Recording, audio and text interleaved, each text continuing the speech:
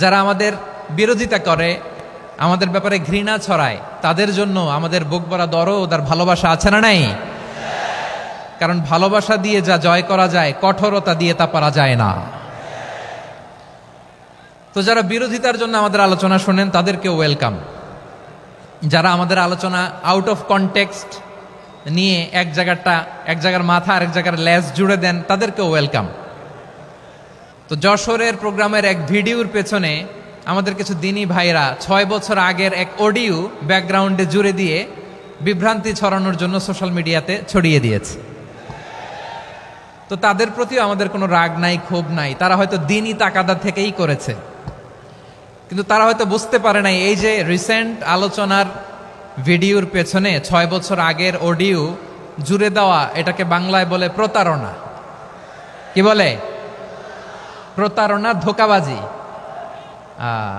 এখনকার আলোচনার ভিডিও আর ব্যাকগ্রাউন্ডে এডিট করে লাগিয়েছে 6 বছর আগের অডিও। এটারে প্রতারণা বলে, ধোঁকাবাজি বলে। আর বিশ্বনবী বলেন, মান গশানা ফালাইসা মিন্না, the person who deceives us he is not among us.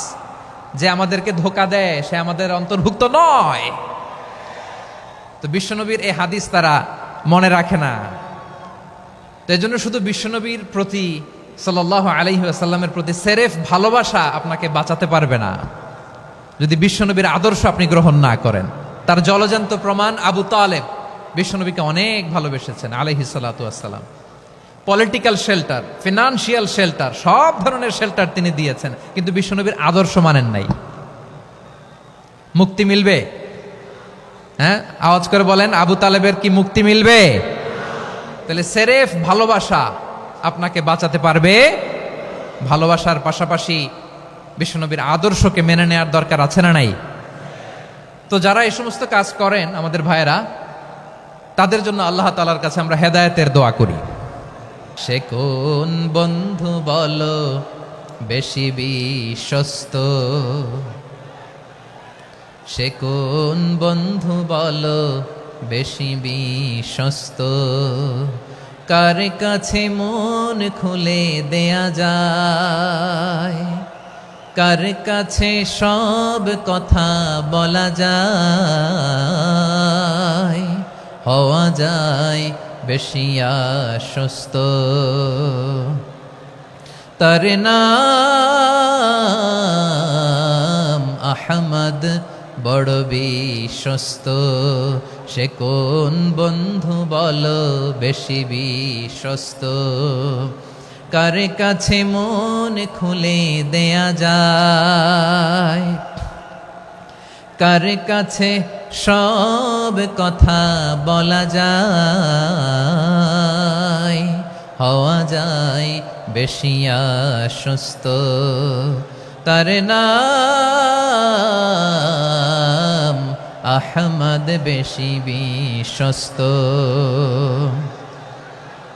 যে জন কখনো ব্যথা দিতে জানে না, যে জনকে বলি মুছে দেহি বেদনা, যে জন কখনো ব্যথা দিতে জানে না, যে জনকে বলি মুছে দেহি বেদনা, হৃদয়ের হাহাকার কবুল করে নিতে আর কারে বুক এত প্রশস্ত? তার নাম আহমদ, বেশি বিশ্বস্ত। প্রিয় ভাইরা, বিশ্বনবী তিনি মানুষের হৃদয়ে আশা জাগান। আমরা মানুষকে ভয় দেখাই, ঠিক কিনা? আমরা ইসলামকে এমন কঠিনভাবে উপস্থাপন করি, মানুষ ভয় পেয়ে যায়। বিশ্বনবী মানুষকে ভয় দেখাতেন না, তিনি আশা দিতেন, ভরসা দিতেন। কানা রাসূলুল্লাহ সাল্লাল্লাহু আলাইহি ওয়াসাল্লাম ইযা বাআসা আহাদান মিন আসহাবিহি ফি আমরিহি কানা ইয়াকুল বাশশিরু ওয়ালা তুনাফিরু, ইয়াসসিরু ওয়ালা তুআসসিরু। কাউকে কোনো দায়িত্ব দিয়ে পাঠালে সাহাবাদেরকে তিনি বলে দিতেন প্রত্যেককে যে বাশশিরু ওয়ালা তুনাফিরু, মানুষকে সুসংবাদ দিও, দিন থেকে ভাগিও না। সহজভাবে ইসলামকে উপস্থাপন করো, ইসলামের শিক্ষাটাকে জটিল করে উপস্থাপন করো না। সুবহানাল্লাহ, কত চমৎকার, কত সুন্দর আমাদের ধর্ম। তিনি বলেছেন সহজ করো, কঠিন করো না, সুসংবাদ দাও, মানুষকে দিন থেকে ভাগিও না। সুবহানাল্লাহ বলেন। তাহলে বিশ্বনবী মানুষকে জান্নাতের সুসংবাদ দিয়েছেন। He was the bearer of glad tidings, জান্নাতের সুসংবাদদাতা। তিনি এমনভাবে জান্নাতের নাজ নেয়ামতের চিত্রায়িত করেছেন, উপস্থাপন করেছেন, সাহাবাদেরকে তিনি জান্নাতের পাগল বানিয়ে ছেড়েছেন। পড়েন সুবহানাল্লাহ। আমরা তো টাকার পাগল, ক্ষমতার পাগল, দাপটের পাগল। বিশ্বনবীর সাহাবারা ছিলেন আল্লাহর জান্নাতের পাগল। কিসের পাগল? আমরাও আল্লাহর জান্নাতের পাগল হতে চাই কি চাই না? সবাই বলুন, জান্নাতের পাগল হতে চাই কি চাই না? বিশ্বনবী সাহাবাদেরকে জান্নাতের পাগল বানিয়েছেন। বদরের ময়দানে এই পাশে কোরাইশ, এই পাশে মুসলমানেরা। বিশ্বনবী জালামাই ভাষণ দিলেন, বললেন কুমু ইলা জান্নাতিন আরদুহাস সামাওয়াতি ওয়াল আরদ উইদ্দাত লিল মুত্তাকিন। ও আমার সাহাবারা, ওই জান্নাতের দিকে ছোট, যে জান্নাত আকাশ জমিন বিস্তৃত। তোমরা দেখতে পাচ্ছ এটা বদরের ময়দান না, এটা আল্লাহর জান্নাত। আওয়াজ করে পড়েন আল্লাহু আকবার। বিশ্বনবী বললেন ছোট ওই জান্নাতের দিকে, যে জান্নাতের বিস্তৃতি আকাশ জমিন বিস্তৃত। বিশ্বনবীর এই কথা শোনার পরে এক আনসারী সাহাবী সাইয়েদনা উমাইর ইবনুল হুমাম রাদিয়াল্লাহু তাআলা আনহু খেজুর খাচ্ছিলেন। তিনি বিশ্বনবীর দিকে তাকিয়ে কথা শুনছেন আর খেজুর খাচ্ছেন। যখন বিশ্বনবী বললেন জান্নাতের দিকে ছোট, যে জান্নাত আকাশ জমিন বিস্তৃত, বিশ্বনবীর কথা শোনা মাত্র সাইয়েদনা উমাইর ইবনুল হুমাম বললেন বাহ বাহ। কি বললেন? বাহ বাহ মানে চমৎকার, মাশাআল্লাহ চমৎকার। আমরা ইদানিংকালে চমৎকার কিছু দেখলে ইংরেজিতে বলে ফেলি না ওয়াও ওয়াও, বাহ বাহ, মাশাআল্লাহ।